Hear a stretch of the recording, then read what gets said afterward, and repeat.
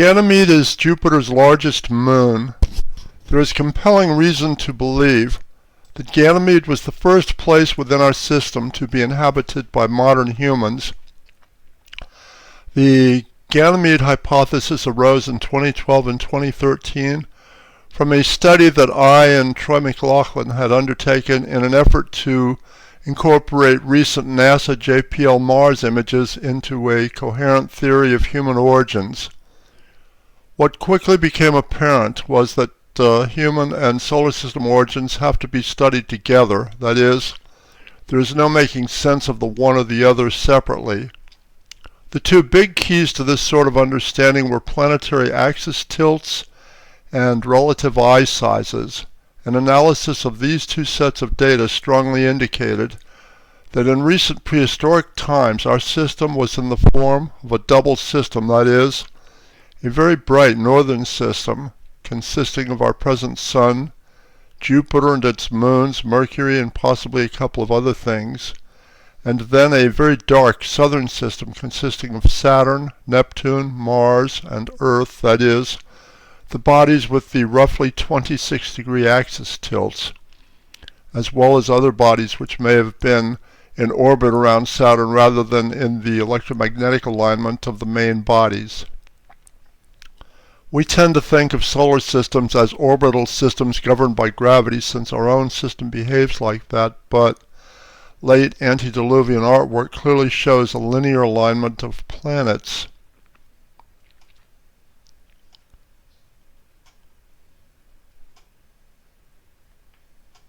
That would be, what you're seeing in the image here is the little Egyptian Shen clasp, showing Mars inside Neptune, inside Saturn, and the Babylonian Shamash glyph, showing a crescent of light on the face of Saturn and then Neptune and Mars.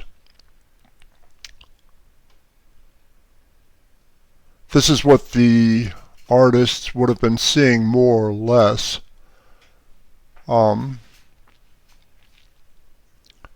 These are late antediluvian images with Saturn close enough to the Sun for such a crescent effect to occur via sunlight.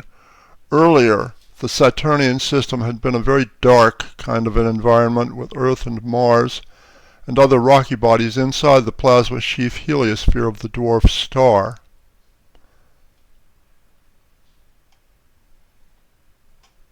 This would be Troy McLaughlin's depiction of that.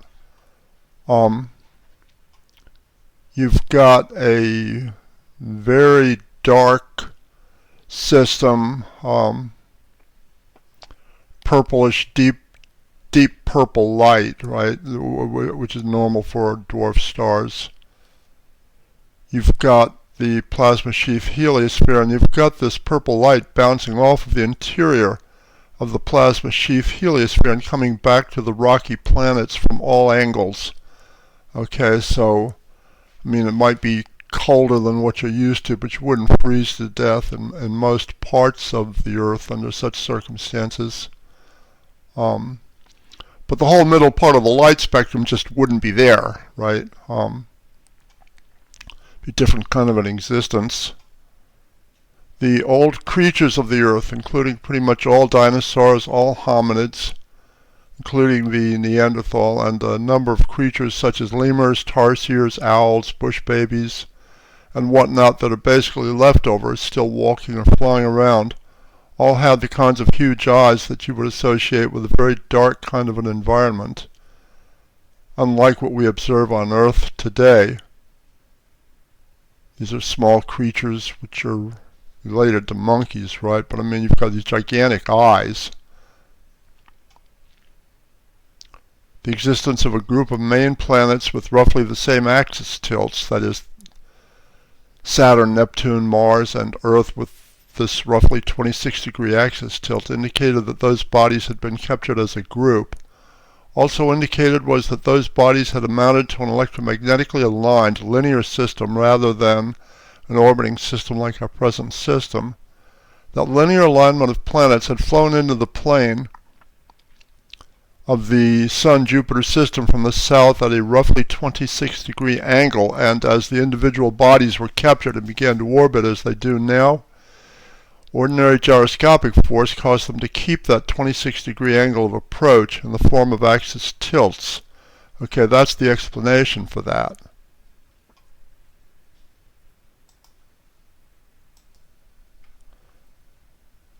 Gravity is by 40 orders of magnitude the weakest force in nature.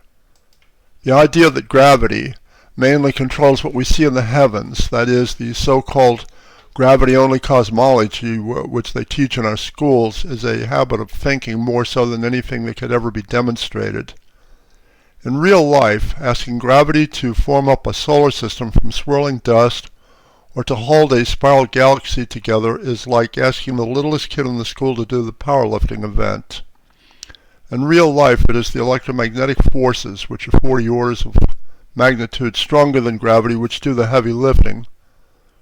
There is, for instance, no reasonable way to claim that gravity could ever create a supercluster of galaxies, and this is called Laniakea, our local supercluster. This is a remarkable achievement to put an image like that together. I mean, it's an achievement both in computer science and with our telescopes. In this image, every point of light is an entire galaxy. The red dot that you see on one side of the thing covers our Milky Way galaxy. Okay, you're used to seeing NASA images in which every point of light is a star, right? This is vastly beyond that. Like I say, every point of light in this image is an entire galaxy. The entire thing is an electrical breakdown of some sort. It's basically a lightning strike on a scale which is beyond gargantuan.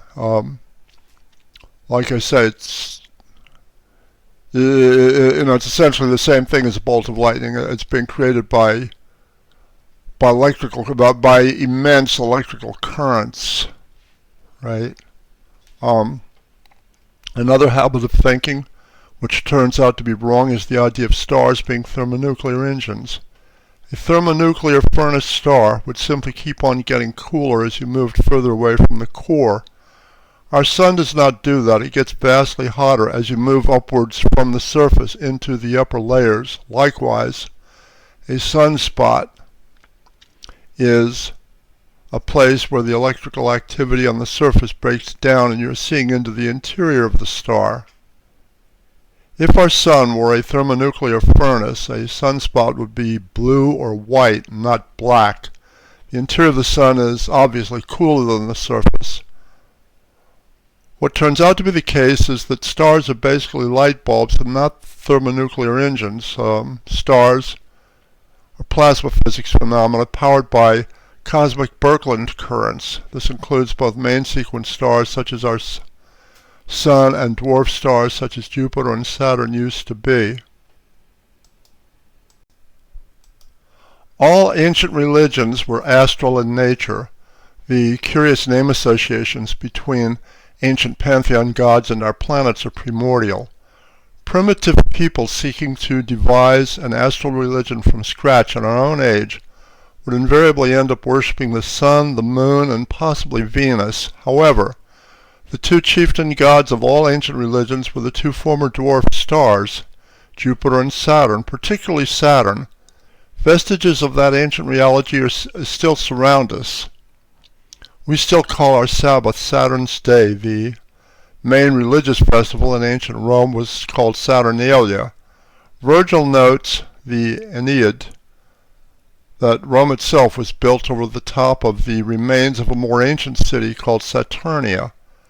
Plato consistently refers to antediluvians as nurslings of Kronos, Kronos being the Greek name for Saturn.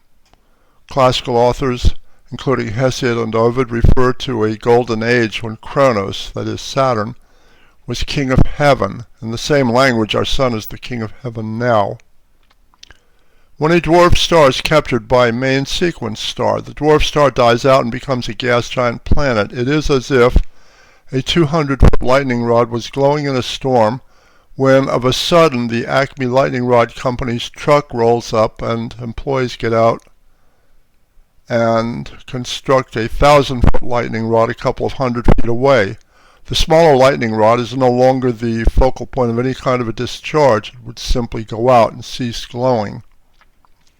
Another funny thing which has turned up is that the most normal situation for gas giant planets in our galaxy is for them to be up substantially closer to main sequence stars which they orbit than Jupiter or Saturn are now, hence the term hot Jupiters which we hear.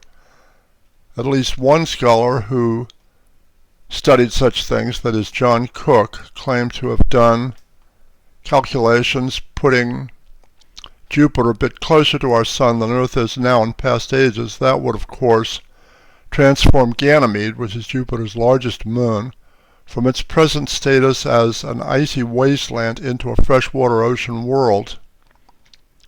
Space is a plasma environment and not a vacuum. There are charge separations across vast regions of space, and because of those charge separations, we see Birkeland currents arcing across huge regions of space. Those are most commonly pictured as twisted pairs of currents which look like RNA-DNA strings. Where those current pairs cross each other, there's electrical short-circuiting, and what are called Z-pinches, and those electromagnetic pinch points do have the power to agglomerate plasma into much more solid objects, which are typically stars. Okay, a Birkeland current with such objects showing at its pinch points is called a Herbig-Haro object or Herbig-Haro string. It looks like a shish kebab with the shishes all lit up, or a string of Christmas tree lights with the string pulled taut.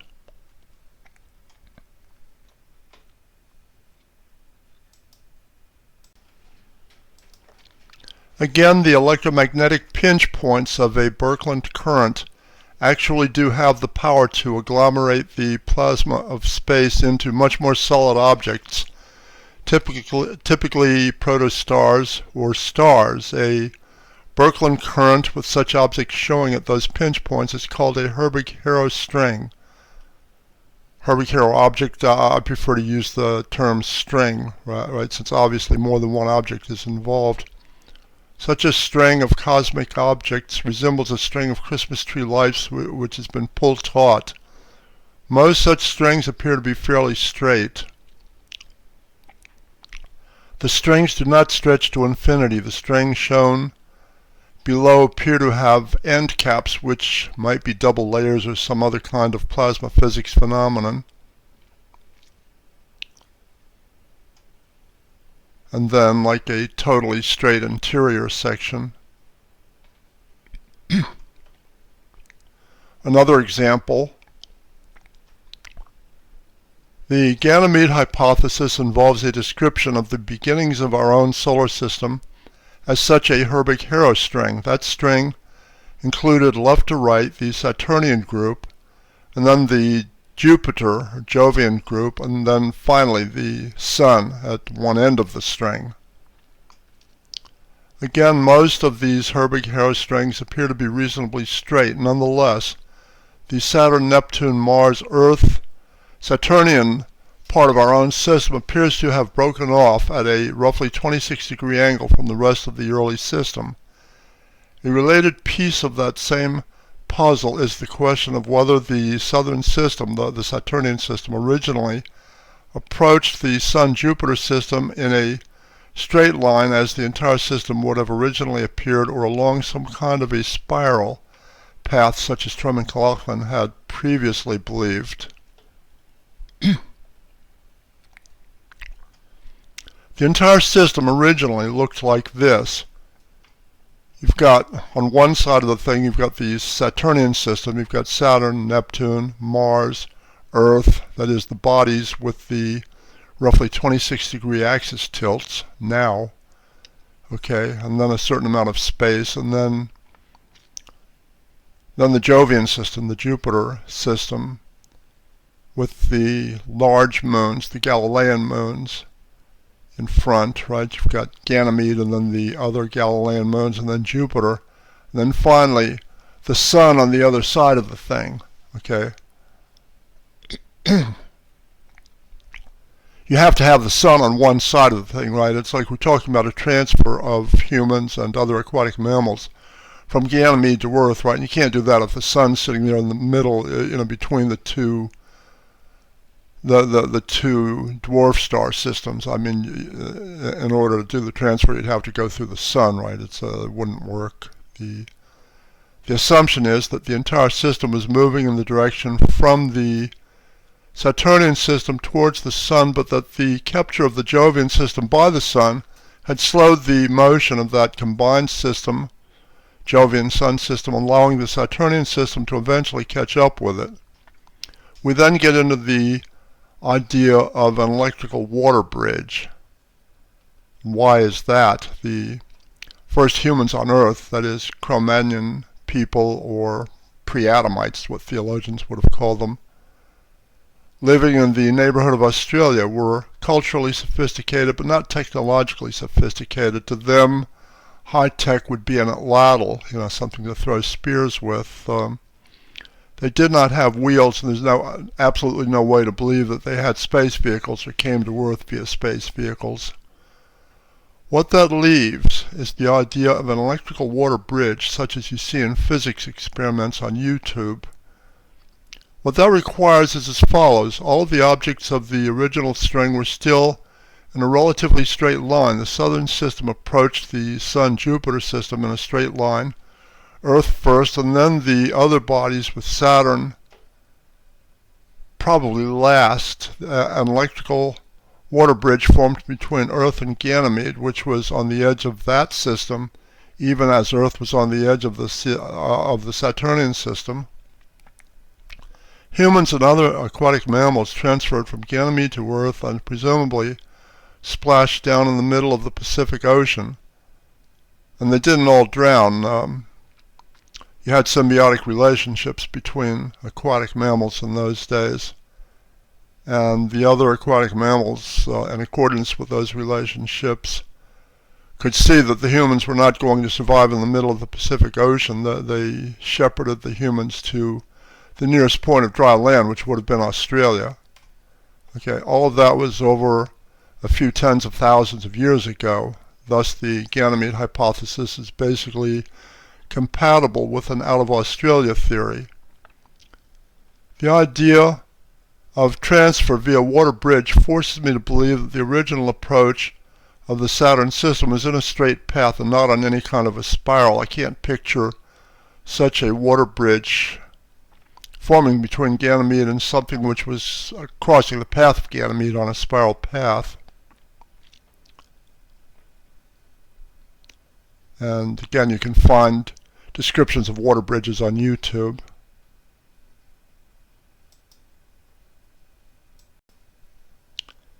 And then Earth and Ganymede did not simply keep moving towards each other. That would have resulted in a colossal collision, which nothing would have survived.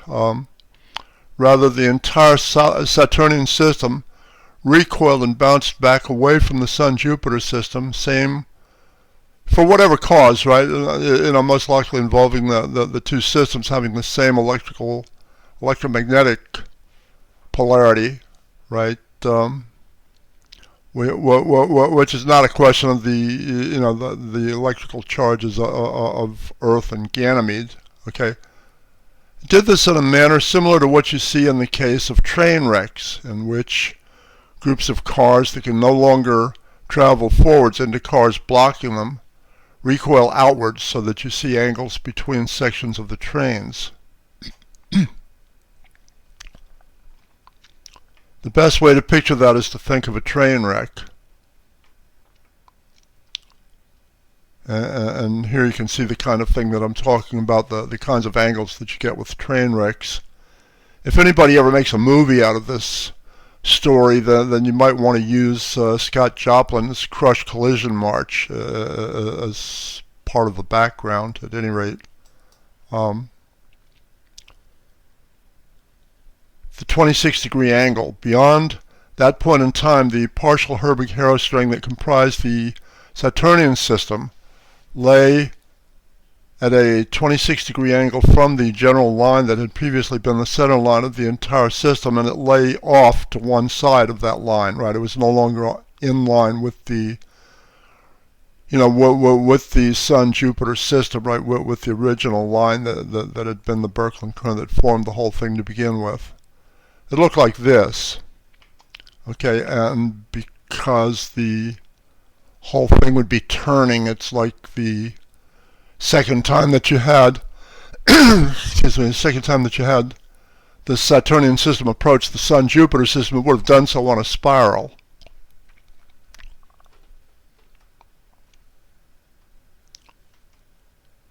Okay, this would be the spiral approach that Troy McLaughlin had originally thought would have pertained to that first approach. Like I said, that doesn't really work, but for the second approach, that does work. That's probably what happened. The order in which those bodies now approach the Sun-Jupiter systems, probably Earth first, then Mars, Neptune, finally Saturn. Earth was captured by Jupiter, and you had Venus in existence at that time also, right? So that like Earth and Mars were most likely captured by a Jupiter-Venus system, right, mini-system. It flew past Ganymede and the Galilean moons, right, and at any rate, it was captured by Jupiter and Venus, and the entire sequence of catastrophes that we're familiar with from the Bible and other ancient literature ensued.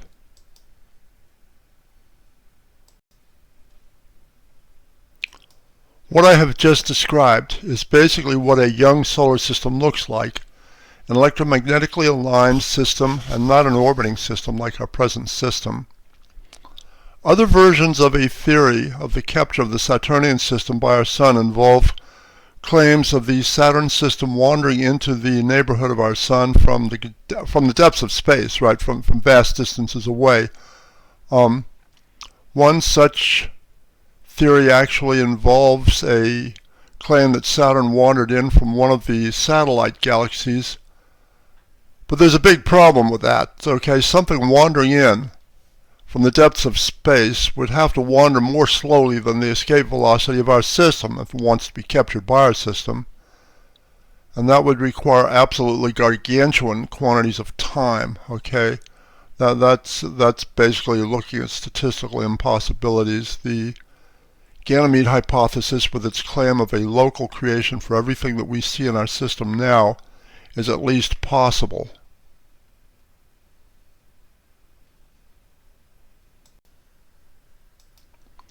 On a very much larger scale, gigantically larger scale, Birkeland currents create strings of galaxies at their pinch points.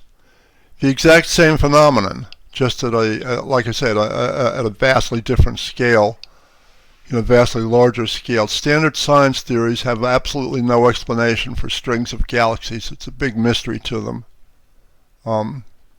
It's a big mystery to the proponents of those theories. This picture of a string of galaxies, you can see the spiral, right, which shows the form of the Birkeland current, the gargantuan Birkeland current that created it. Okay.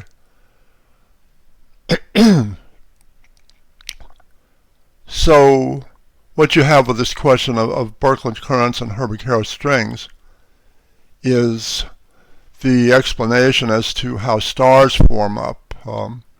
What about rocky bodies, that is planets such as Earth and Mars? It's conceivable that such planets could also form up as parts of Herbig-Haro strings, but more likely seems to be the kind of scenario which Immanuel Velikovsky and Al deGrazia described, in which such bodies would be fissioned off by a dwarf star as a mechanism for relieving electrical stress. Hence Troy McLaughlin's interpretation of such a dwarf star-centered system in which rocky bodies like Earth and Mars exist within the plasma sheath heliosphere of a dwarf star, with the outside universe basically hidden from those from anybody living on one of those rocky bodies by that opaque plasma heliosphere.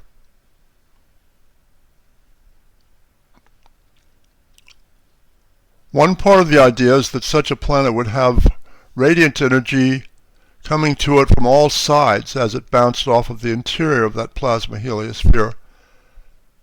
You wouldn't freeze to death, or at least it's not guaranteed, right? There would be at least places on such a planet where it would be warm enough, but the entire middle part of the light spectrum would simply be, it just wouldn't be there, right? You'd be living in a deep, dark, purplish sort of a world, which the oldest oral traditions on Earth describe as a purple dawn. Okay, that's where the term purple dawn comes from originally.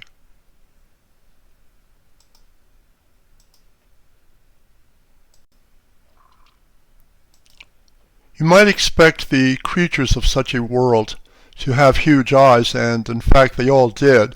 The huge eyes you observe with dinosaur and hominid remains are adaptations for such a darkish environment, again leftover creatures of that age. Tarsiers, lemurs, owls, owl monkeys, and the like retain those kinds of eyes. Cute little guy. I mean, you know, eyes like that are not made for present conditions, right? Those are made for, designed for that purple dawn environment. Okay, Neanderthal eye sockets are very much larger than ours. Accurate reproductions, such as those of Danny Vendramini, show the Neanderthal to be a fabulously bug-eyed creature.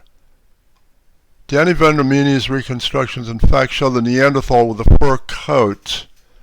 Okay, early human needles are common, but nobody's ever found the first Neanderthal the first Neanderthal needle, and that's because a creature with a 6 or 8 inch fur coat doesn't require needles, doesn't need shoes, doesn't need clothing, doesn't need any of that. You know, this is what a Neanderthal would actually look like. The images that you see of Neanderthals in journal and magazine articles are simply wrong. The Neanderthal in recent decades has been conscripted as a kind of a poster child for sort of like a kumbaya pseudo-religion, right? I mean, you know, it's supposed to be just a slightly different human, right? Oh, they're just like another one of us, another member of the human family. That's completely wrong. The Neanderthal was a very advanced bipedal ape with dark world eyes and with the same 6 or 8 inch fur coat as every other Ice Age animal. It's completely different from humans.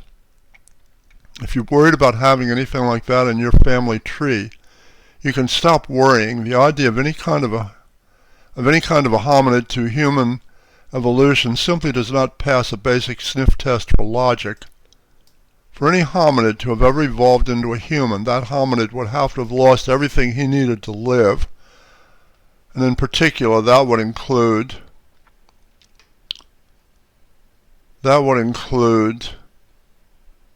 his fur while ice ages were in progress. I mean, that's a bad idea.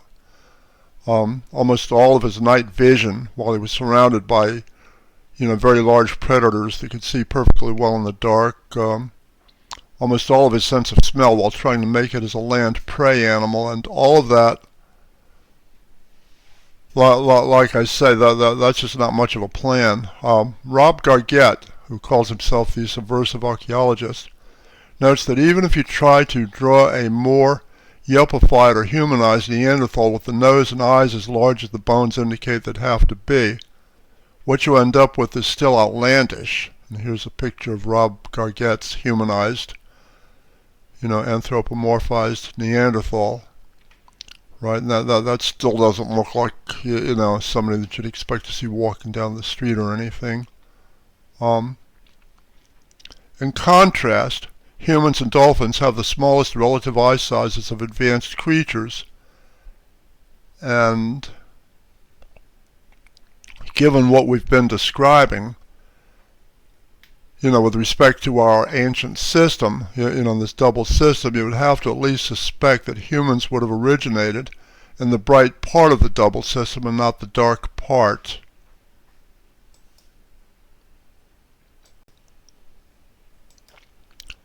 The thing about aquatic adaptations,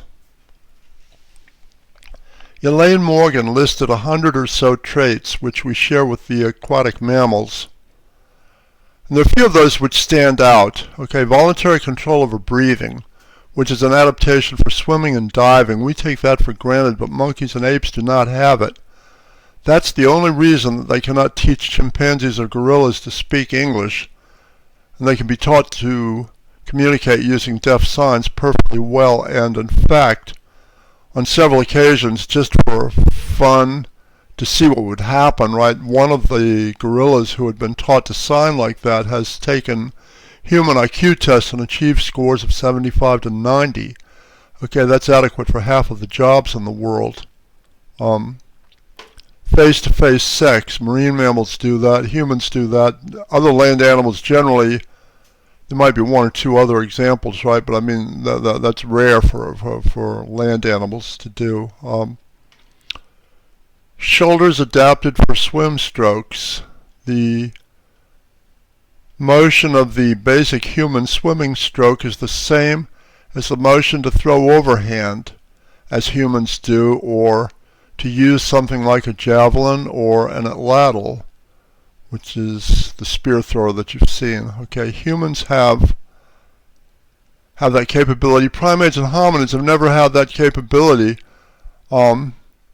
Whenever you see like a chimpanzee or a gorilla throwing something, it's sidearm, as if throwing a frisbee. Okay, that's why Neanderthals were limited to thrusting spears, while early humans had atlatls and javelins. That would have been a very big disadvantage. I mean, when they would get into pitched battles with human groups, right? I mean, in a one-on fight, like unarmed, it's like a human would have no chance against a Neanderthal. But like in some sort of a rock throwing contest, even, or a fight where the Neanderthals have the thrusting spears and the humans have atlatls, I mean, that's the Neanderthals are going to lose that one. Okay. Lack of a decent sense of smell. All land prey animals have vastly better senses of smell than humans do, and would go extinct very quickly if they didn't. Okay, a sense of smell, if you think about it, is not terribly important to an aquatic mammal. And like I said, there's a list of about 100 characteristics like that, but there's 3 or 4 that stand out. Elaine Morgan lists something like 100 such aquatic traits. Her aquatic ape theory can be viewed 2 ways. Viewed as a new version of evolution, it doesn't really work. Okay, viewed as a theory of human adaptation, it's the best theory that's ever come down the road. It's the best theory that's ever been put forward, but it's never really gotten any traction in academia, and there's 2 reasons for that. Number 1, there's no fossil evidence of any sort of an aquatic ape. Nothing like that has ever turned up on Earth. And number 2, there's never been a body of water on this planet which would be safe for humans to live in on a full-time basis, to be spending major parts of their lives in. Okay, you only need to spend 10 or 15 minutes in the ancient sea monsters section of any large museum to comprehend why humans have never lived in water on Earth, right? It's a perfectly good theory, it just needs a different kind of a world to happen on. An original human home world would have to have 4 things. It'd have to be bright, because of the relatively tiny human eyes. It'd have to be warm, the lack of fur. It would have to be wet, the aquatic adaptations. It would have to be safe, both from sea monsters and from cosmic radiation. There couldn't be sharks or anything else like that, jellyfish, in the waters of a human home world, a reasonable human home world, right? When you talk about cosmic radiation, the thing which protects you from that more than anything else is an intrinsic magnetosphere. And you probably guessed it, there's 2 places in our system, rocky bodies that have intrinsic magnetospheres. That would be Earth and Ganymede.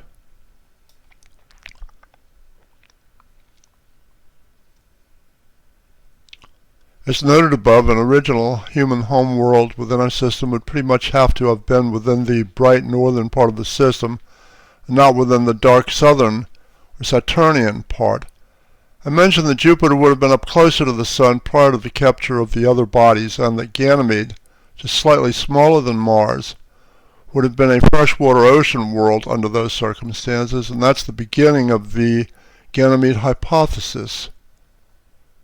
There's another funny thing about Ganymede, which involves the very, very low moment of inertia. You know, the fact that Ganymede, most of the mass is concentrated towards the center. Okay, and the standard explanation for that is that you've got like a massive outer mantle of salt water. But, you know, it's a bogus claim. There really isn't much in the way of sodium around Ganymede. The thing that really there would be burned in from arcing between Jupiter and Ganymede early on is pumice, right? Pumice is lighter than water, it floats, okay? The outer mantle that you need for this ultra-low moment of inertia is pumice and not salt water. So that what you've got on Ganymede is going to be like not only islands of pumice but floating bergs of pumice, and you're going to have luxuriant vegetation on those bergs and islands. Okay, all of that explains also the human taste for sweet things, right? You would have had fruit up on those bergs and islands. Now, the human taste for sweet things arises from the need for energy for swimming, right? Humans don't swim as efficiently as dolphins or seals. It takes a whole lot more energy, and the energy for all of that was coming from fruit, right? And, you know, carnivores, like cats, right? I mean, they don't really have this taste for sweet things that we have. You know, you could put a cat in a room full of cakes and cookies and fruit. The poor cat would starve, right? You've also got a question of cooking food, right? I mean, the human digestive system appears to be that of a fructivore. Nonetheless, humans by design have eaten fish and shellfish and hard veggies, you know, aside from the fruit, right? And you have to cook all of that stuff. So you know, that explains something else, right? Which is this lack of fur. I mean, you know, you might ask yourself, what, if anything, what advantage could there possibly be to lacking a fur coat, right? Well, the advantage is one thing and one thing only that humans have ever done on a regular basis for which lacking fur would be an advantage, and that is like using fire, particularly in open and windy areas, right? And this is like cooking food, letting the fire do 90% of the work of digesting all these hard veggies and meats and whatnot, fish.